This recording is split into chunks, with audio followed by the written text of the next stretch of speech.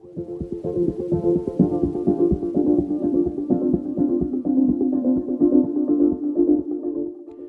views and opinions expressed on this program are solely those of the speakers and not necessarily those of GEB America, Oral Roberts University, or their employees.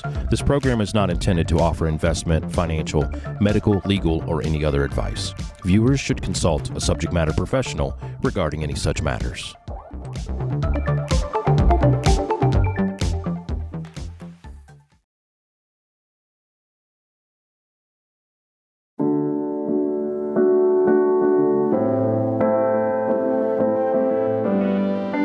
Welcome back, everyone, to another episode of the GEB America podcast, which we release a new episode every single Tuesday. And this month of March is National Women's History Month. And so we wanted to feature some great guests that are doing some pretty incredible things in their careers and in ministry. And today our guest is Ashley Key. Ashley is the co-host of the 700 Club on CBN. You can see her pretty much anywhere in the world. And she's also the co-host of the 700 Club Interactive. Welcome, Ashley, to the program. Thank you so much for having me. I'm really grateful to be here. Thank you so much. Well, we know you're busy because I will see your programming and I'm like, there she is again. There she is again. So thank you for taking a few minutes out of your busy day. Of course. I'm happy to be here. Okay, so we do this with everybody. Take us back. Okay. The origin story. How did you first know you had an interest in media, being in front of the camera, producing? Where did that all begin? Gosh, well, I did not know that this was going to be my calling, or I did not plan for this. I tell people all the time, it's like God had a plan, I had another plan, and thank God his plan prevailed. But yeah, I did not plan for this. I went to James Madison University in Virginia. I'm from the kind of Virginia Beach area. Did theater in high school, but it was never something that I felt like I wanted to pursue. I did not want to be a starving actress in, either LA or New York. It wasn't a deep passion for me. I enjoyed it. It was something that I think I was good at, but it wasn't anything that I felt like I should pursue wholeheartedly. So with that, go to college, came in undeclared, considered being a history major, realized it was just too much research and writing. I was like, nah, it's more of like, I'm just like a history buff on the side. But then I found myself really interested in communications, but at JMU, it's not the typical communications degree where you're learning about broadcast. You're learning like communication theory and all of that stuff. But what stuck out to me specifically was public relations. I was like, I like this.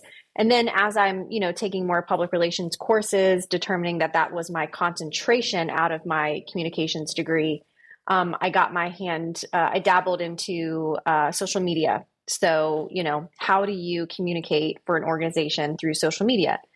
And it's also kind of different. I mean, it was different. I don't know how it is now at JMU, but there was a whole other marketing, degree. And then there was communications. Social media is kind of like in between, right? It's like PR, but also marketing as well. Mm-hmm. But I had the communications background and studies. So anyways, did that. I managed social media for a very small nonprofit. They were like based out of California, and I was over here on the East Coast. But they were a Christian organization. They advocated awareness for gendercide, which is basically like the systematic elimination of women in countries like India and China, where they find out they're having a girl and they either get an abortion or they commit infanticide. So it's pretty intense. And so that's a whole other God story of how I even found out about that organization. I watched this documentary on Netflix, saw these organizations that are trying to help with this issue. Give Her Life was the organization that I got connected with, was trying, manage their social media. So that got my foot in the door at CBN because I was graduating. I knew I did not want to move away from this area quite yet. And so I was just, kind of wondering, okay, well, what jobs might be in my area? And my pastors at the time, she worked at CBN. And so I remembered, I was like, oh yeah, she has a communications degree. Let me check it out. Well, lo and behold, there was a social media position open.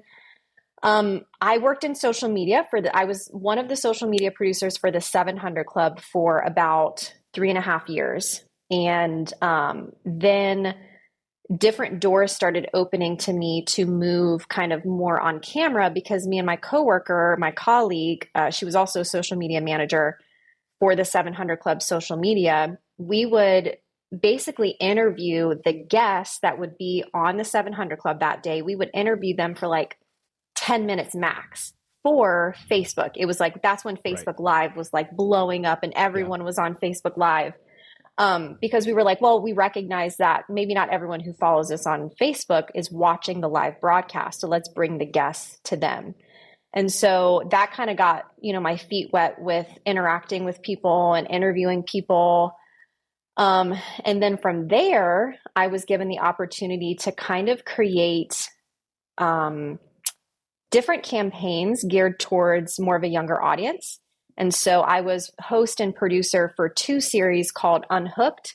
The first one was Unhooked, Holy in a Hookup World. The second one was Unhooked, Purity in a Pornified World. So we really talked about those like taboo topics that like you don't hear, pastors in the pulpit really talking much about. Right.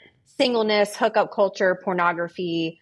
How do you, as a single individual, Christian man or woman, walk in purity in today's really not purified, holy culture? So those really opened the door for them to say, oh, okay, I think she has what it takes. Let's see if she can host. And so that was kind of a process as well. I was only hosting, I was like backup host and then everyday host. So, and it eventually led me to become, now I host 700 Club Interactive every day. And then on Wednesdays, I host the 700 Club. So I'm definitely grateful for that. That's probably way too much information than you even needed or wanted, but that's kind of like the story of how I got to where I am today. Well, and I think it's great to hear those stories of God opening doors and putting you in a position that you couldn't have done it without his help. Absolutely not. And that's encouraging to people. I know, because sometimes that, like you said, 3.5 years doing social media, that wasn't 3 months. Exactly. So you had to be faithful. You could have gotten a year or two in and said, they're not recognizing. I don't feel like I'm moving up. I'm going to go and do something else. And that's really good. So I'm curious, did you have any on-camera experience? What was kind of that? Was that a bit of a transition to get comfortable with doing that? So interesting enough, I had one other on-camera experience. I had such a great internship with it sounds so odd, but it's the Newport News shipbuilding. So in our area, there's like 2 huge shipyards. There's the Norfolk and then the Newport News. I was able to get an internship at the Newport News, and they actually have a whole communications department. The manager of that department came from local news. So he created something called Focus NNS. And so it was like an internal, almost like TV program highlighting different people in the shipyard who have been there for like 50 years, have done some really amazing things. And so every intern that came in for the summer, you would have to do stories for this like internal TV show, essentially. So that was my first experience writing my own stuff, memorizing, intros and outros and walking shots and that sort of thing. So that was my very first kind of like newsy anchor experience. But other than that, I just had experience on stage in theater. Right. And then that's it. That's really it. So let's talk a little bit about working through the process in media and kind of like, because this is National Women's History Month, the process of being a woman in media and kind of how there are, there are obstacles and challenges, what's that been like for you? And what are the things that I guess more than anything you can convey to maybe a college student or, a young girl that has an interest in communication? Maybe they've got a real knack for, social media and creating videos and doing all these things, but they want to do more. What maybe is something you could communicate to them? Well, I will just say from my personal experience, I feel like I've been really blessed. I haven't, I've been at CBN. It's going to be in May. It's going to be 9 years, which is like hard for me to even imagine. So I didn't, I don't come from a typical news background, like news anchor working in a local station. I think I have a very different story of coming into media. First, it was social media, and then it just God opened doors for me to be on camera. And it wasn't until those opportunities came where I realized, oh, I'm really comfortable doing this. I really enjoy this. I do think this is what God has called me to. So being a woman in media, thankfully, I haven't had a lot of, negative experiences. I do understand that the media world, you might can experience some discrimination based on being a woman, but thankfully I haven't experienced that. Being at CBN has been a really awesome experience, and I've just been able to like flourish and blossom, and I'm very grateful for that. But if somebody's watching this and they feel like a tug, they feel a pull, whether it's, I want to be on social media creating videos, or I want to go the traditional route of working at a local news station or anchoring some type of show, whether it's news or entertainment or something else. I mean, obviously the first thing I would say is pray about it. I think God puts those desires inside of us. And we do have to listen to the voice of God, but the voice of God is inside of us. So we have to trust that God is leading us through some of those things that are already in our hearts. But yeah, pray about it. Ask the Lord, like, Lord, is this what you have for me? Is this what you want for me, from me, all of that. So, but yeah, I mean, we need more women in media. We need more women in sports media. We need more women anchoring the news and bringing us those crucial stories. And I think that the industry as a whole has made, huge leaps and bounds. And I just hope that continues for sure. So what would you say in 2024, as we kind of shift a gear here, are those key things that you are passionate about, or the stories, or maybe the subject matter that you're really that's kind of your passion and that you want to talk on those topics more about and share on? Yeah, I always say that I just want to share what God's doing around the world, like point blank, period. It doesn't matter if I'm interviewing somebody who's 90 years old and has an incredible testimony, has never shared it before, or I'm interviewing, teenagers at the Gen Z for Jesus gathering this past September, which I did. I just am all about sharing what God is doing around the world. Obviously, I work for CBN. We're the Christian Broadcasting Network. So I'm all about spreading the message of the gospel. And I have the privilege to connect media and broadcast with the gospel in a really unique way. And I'm grateful for that. Whether it's, posting videos for the 700 Club's YouTube or social media, or it's, traditional broadcast through a TV show or something, or maybe it's a podcast. I just want to showcase God is good, and, he has not forgotten about us. And though our culture and might be going one way, God is faithful, and he's rising up the younger generation to believe in him. And, there's always going to be a remnant. And I'm just excited to continue to just share the stories of what God has done and is doing in people's lives all around the world.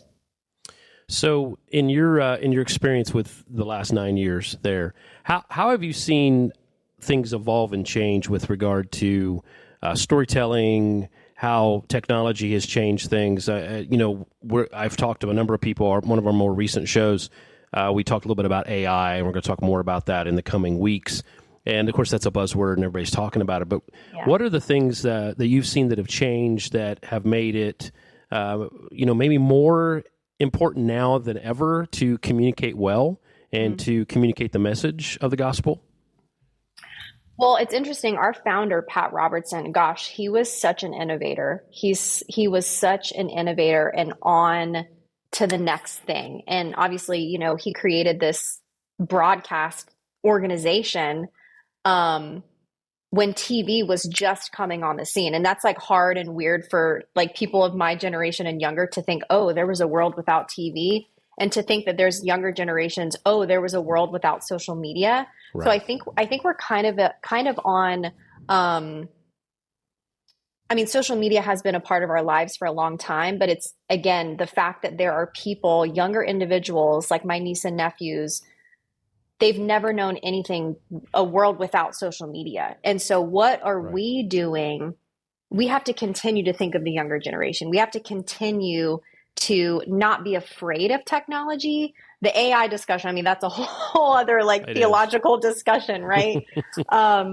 But I mean, I think it's so important to utilize these technologies to spread the message of the gospel. I think it was Sadie Robertson. I was listening to one of her podcasts, and she was like, I absolutely think that if the Apostle Paul was still alive today and he knew about social media and said, oh, by the press of a button, I can share the goodness of God and the gospel of Jesus Christ by just pressing one button to thousands and hundreds of thousands and millions of people, he would absolutely use that. And I was like, you're so right. Because, he would be a big influencer. He would have a huge following. He would. Yes, absolutely. I think we forget that, God is in it. God sees. God's not surprised by AI. God's not surprised by the, just world of social media and the internet, So I think just inviting God into the process and saying, hey, God, how do you want us to use this? I think that's really important. And I think, I've only been at CBN for 9 years. There are people who have been here since the beginning in the 60s. And so, I just think we got to pray for, I think CBN's done a good job, and we'll continue to do a good job at advancing with the times. Yeah. There are a lot of different people, walks of life, listen to the podcast every week, and some are pastors, some are just people that are just following the Lord and trying to do things to enhance their spiritual walk. And there's business people, entrepreneurs. So, from your perspective, what would you say are one or two? And I'm putting you on the spot here. One or two things, because of your social media background, that you think that anybody that has business or not for profit or a church needs to be focusing on in 2024? With regard to social media. Yeah, you really are putting me on the spot. I am. I didn't prep you for that one. I apologize. No, it's okay. Okay, so two things that they should be doing on social media right now. In 2024, they should be focused on. Because I'll give you a great example. You talked about Facebook Live was a thing. Not really a thing anymore. But a lot of people are creating short form videos. Yes. It's we're doing this with the podcast. Podcast is audio only, but it's transitioning to be a little bit of both, kind of a hybrid. Yep. Okay, so I know that the younger generation, I will be 31 next month. So, even the younger, so the Gen Z generation and younger, they really unpolished things. And I think the older generations, everything needs to be very polished, very put together. And I think, especially with social media today, it's okay to not have the perfect background and the perfect lighting. It's actually more attractive to the younger audiences. So that's maybe a piece of advice that I would give people, especially in 2024 and beyond. It's the more real you can be, the more it's going to resonate with especially the younger generation, because that's what they're seeking. They're seeking authenticity. They've been born with social media. They've seen the polish. They're we're done with that. We just want the real thing. So that's one thing. The second thing, I think, the short form, obviously you see that everywhere. You go to Instagram, you go to Facebook, there's the reels, even YouTube now has the shorts. So I think it's important to kind of do all the above. You guys, you're giving the podcast style just audio, but you're also appeasing those who want to see faces, who want to see and follow you guys on other platforms that have video content. So I think just, making sure that you're there on all aspects, short form, long form, audio, video.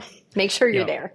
Wherever the audience is. Yes, that's right. Be there. Yeah. So all you have to do, sorry, pastors, but more pressure wherever they're at, you've got to be. So something we love to do here on the program is a rapid fire session. So my team is right now, you can't hear it, but there's a little bit of music under us. Ooh, okay. And I'm just going to throw some questions out. These are non-career related questions. Okay. And there are no right or wrong answers, but the listeners and viewers will judge you based on. No, I'm just kidding. Okay, first off, easy one. Favorite food. Oh, hands down, pizza. I'm a pizza gal. Okay, so Ryan Collins, from the CEO of Bethel Tech, was my guest last week, and I asked him that question. He said pizza. Really?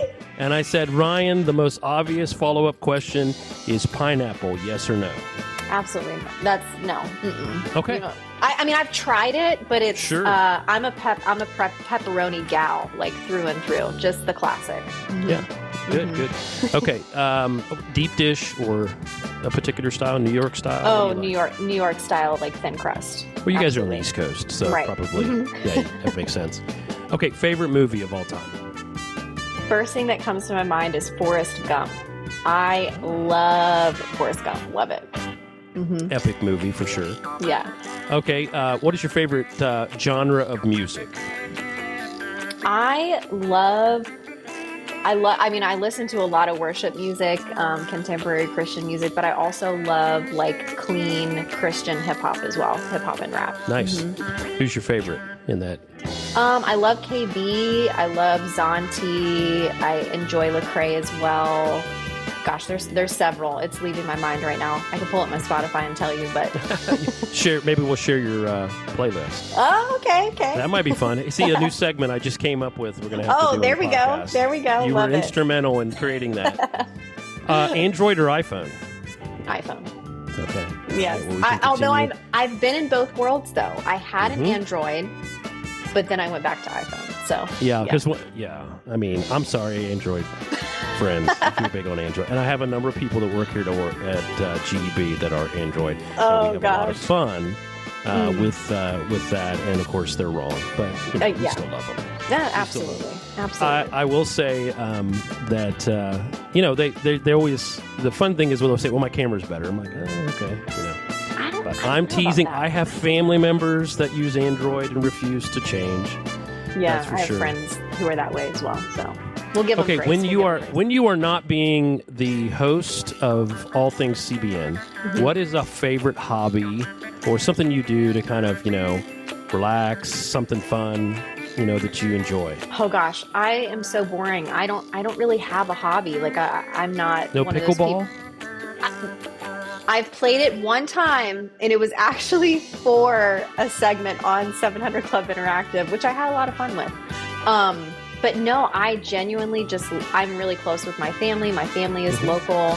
I hang out with them all the time. My friends, I love catching up with friends. I have a dog. I'm a dog mom, so What kind of dog? that's my baby. We love dogs at GEB. He is a mini golden doodle. Oh, He's quite adorable. He's like 35 pounds. He just turned 3 on Saturday, so that's my child. yeah. Well, that's good. That's good. That's fun.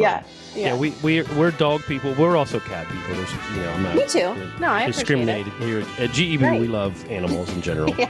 We have a lot of. I have our assistant engineer often brings in pictures of animals that he thinks I should adopt because they're being fostered. Oh And I'm my like, gosh. I have 2 dogs and a chinchilla at our house. You have a chinchilla? We do. My middle one of my middle Wow. daughters has it. She had a hedgehog for a while too. She's Okay. probably destined to be a small pet veterinarian. Is kind of what we. Oh, think. that's so cool. I love Yeah, that. it's a South American squirrel that can jump like 6 feet in the air. It's pretty wild. Well, enough That about is that. wild. One last question. This is Okay, important. yes. Do you like coffee or tea? I like both, but in the mornings I'm going for coffee. Absolutely. Great. Well, Like we are- getting, I can't come and do these shows without a cup of coffee. Absolutely. We And are I- all TV people, right? Exactly. Yeah, You drink I coffee. usually and then I'm a little bougie with it too. I try to make a latte at home, so that's what I do every day. You got one of those little automatic frothers that you I push the button. do. Aren't those fun? do. It's so life changing. I love those. We've actually thought about doing a GEB blend. We have thought about that because every Nice. year we if we like send out thank you gifts to people, agencies, and whatnot, we'll sometimes have coffee a part of that. So Oh, that's awesome. That would be cool. If you guys do, please send me I will some. let you Or know. let me know. Absolutely. Send me a link. I'll get it. definitely. Well, I appreciate you coming on. I know that you are busy there at CBN, and for our guests, we always ask, handles, website. What are some ways people can stay in touch, on Yeah. social media?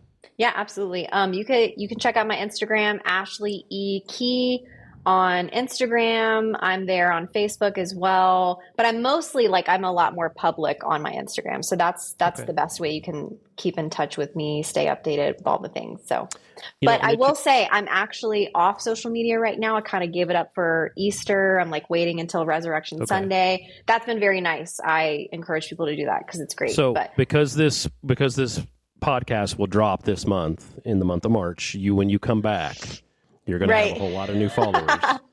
They'll be like, she's not very interactive. She hosts an interactive I'm coming show. back. I'm coming back, though. I'm not disappearing forever. Back. That's right. Yeah. We were talking this morning about the program, and a question that came up, and I forgot to ask you here in Rapid Fire is, any relation to Francis Scott Key? Okay, seriously, there has been like so many stories in my family that we are, but it's all like, no, we're not actually related to him. I wish. I mean, that would be kind of cool. But yeah, no, unfortunately not. I wish. So you can't claim any royalties from the Star Spangled Banner? Unfortunately, I can't. I wish I could sing too. That'd be nice. Yeah. Well, he was only the writer. That's right. So, yeah. And you're a producer, and so maybe yeah, there's that connection. There's that connection. Right. Well, hey, to our listeners and viewers, thank you for joining us on the podcast today. In the description below, you're going to see some links, some information there on CBN, the 700 Club Interactive that is co-hosted by Ashley every day, actually, and as well as ways to get a hold of her. And we want to thank you for being here with us, and we look forward to talking to you in the future. Thank you so much for having me. Thank you for all that you're doing.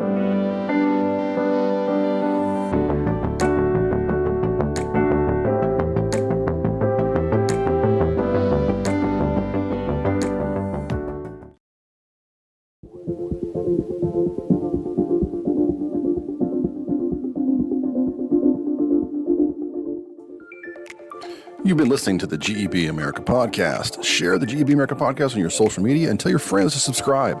Follow and share on GEB America Facebook, X, formerly known as Twitter, Instagram, and Pinterest.